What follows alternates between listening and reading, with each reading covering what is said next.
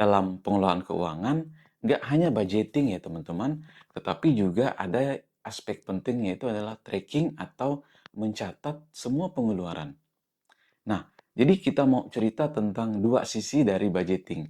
Jadi bukan cuma hanya satu budgeting, tetapi juga ada yang namanya tracking atau melacak pengeluaran kita. Nah, bagaimana cerita selengkapnya? Yuk kita simak video berikut.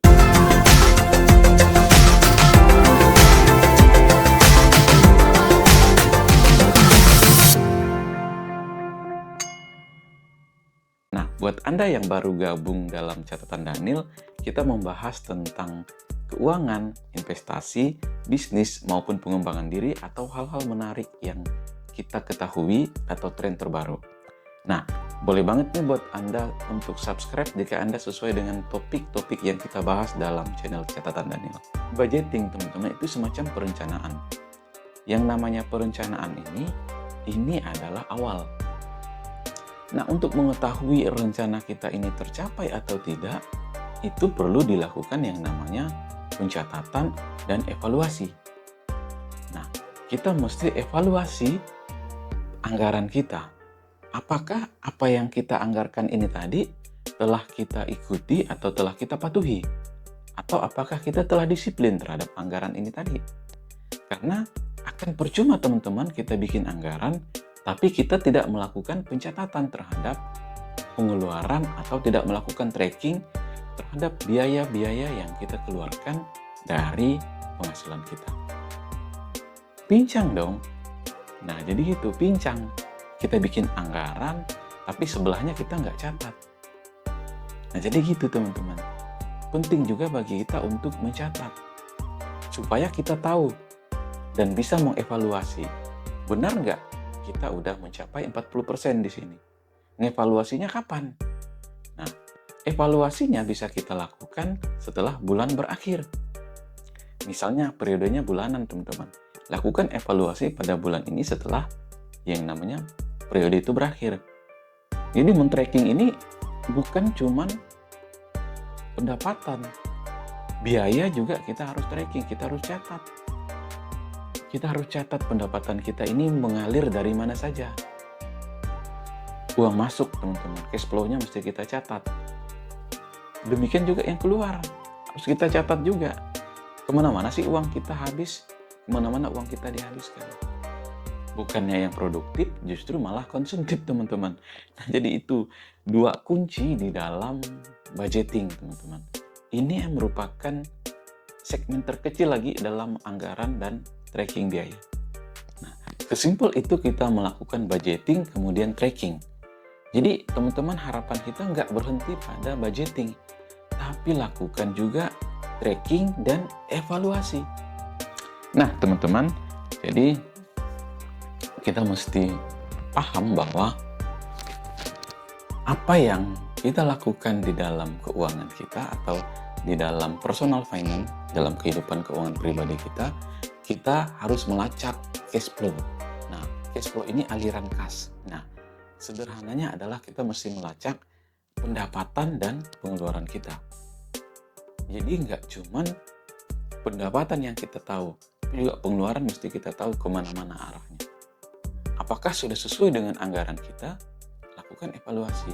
Kalau tidak sesuai, bulan depan Anda harus disiplinkan diri. Bisa jadi Anda bikin anggaran karena Anda nggak disiplin, Anda akan selalu merasa kekurangan. Tapi coba kalau Anda disiplin, maka Anda akan lihat dampaknya. Anda tidak akan terkecoh dengan yang namanya impulsif dalam hal belanja.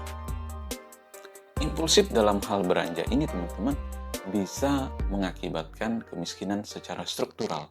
Jadi intinya adalah ketika kita melakukan budgeting teman-teman atau penganggaran, kita mesti juga disiplin dalam mengontrol pengeluaran supaya kita tidak impulsif dalam hal belanja. Supaya tidak impulsif ya kita catat. Dan nanti kenapa dicatat? Ya supaya kita tahu cerita uang kita ini habisnya di mana, kita tahu. Demikian juga pendapatan, kita tahu pendapatan kita ini berasal dari mana. Supaya nanti kalau kita mau tambah pendapatan, saya masih punya peluang di sini untuk menambah pendapatan. Sama ketika kita dalam hal usaha atau bisnis, teman-teman, juga kita mesti tracking kemana-mana sumber pendapatan kita, dan dari mana sumber pendapatan kita, dan kemana saja uang kita mengalir. Nah, maka di dalam pelaporan ada juga yang namanya pelaporan arus kas masuk dan kas keluar, cash flow statement namanya. Ya, bukan cuman laporan pendapatan dan biaya, bukan cuma laporan pendapatan saja atau income statement, ada juga laporan cash flow. Sebisa mungkin memang pengelolaan keuangan pribadi kita memang dibikin sesederhana mungkin, tetapi ada komponen-komponen yang memang mesti kita lakukan dengan baik. Komponennya kita catat. Ya, mirip-mirip lah dengan komponen laporan keuangan perusahaan. Ada income statement-nya, ada laporan posisi keuangan, ada laporan arus kas, ada laporan perubahan kepemilikan atau perubahan ekuitas, dan ada juga nanti catatan atas laporan-laporan tersebut. Ya, kita bikin sederhana. Jadi, Anda pisahkan antara aset dan kewajiban. Baru ketahuan aset bersih Anda berapa. Itu dari posisi keuangan. Nah, sedangkan dari income statement, Anda tahu berapa pendapatan Anda, berapa pengeluaran Anda, berapa sisanya. Tetapi teman-teman, sisa ini bukan untuk ditabung, tapi budgeting. Jadi ada standar tertentu yang memang mesti kita sesuaikan. Nah, contoh, ketika dalam pengelolaan keuangan, standarnya ini adalah minimal 10% rasio dari tabungan kita terhadap pendapatan. Nah, minimal 10%. Nah, kalau Anda bisa melebihi rasio itu, yaitu artinya Anda sudah jauh lebih baik. Bayangkan ketika Anda tidak mampu memenuhi rasio standar minimal 10% untuk tabungan dan investasi misalnya dari pendapatan Anda. Wah, itu repot teman-teman. Jadi percuma Anda budgeting tapi Anda nggak paham tentang yang lainnya. Atau Anda nggak konsisten. Ya akan kembali yang namanya ke pasal 1 tadi, Anda akan merasa kekurangan. Nah, mudah-mudahan informasi ini bermanfaat dan menginspirasi Anda.